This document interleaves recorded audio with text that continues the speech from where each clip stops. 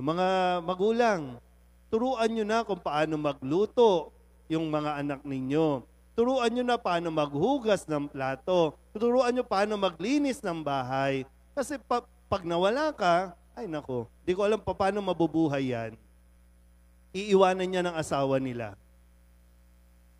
Inihahanda. Ulitin ko po, no? Hindi tayo tinatakot, kundi inihahanda tayo.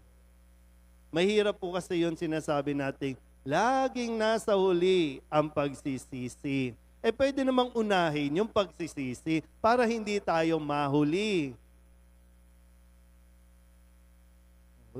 Kanina, no, binibigyan ko na halimbawa itong mga batang ito, di ba? Kung alam natin, di ba, magmamatigas pa ba tayo ng ulo?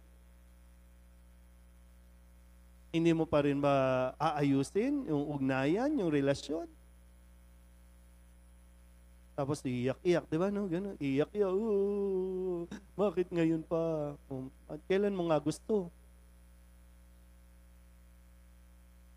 Pero yung reality din, at bahagi ito ng ating pananampalataya, may buhay sa kabila. Matatapos ang buhay dito, pero magsisimula ang buhay sa kabila.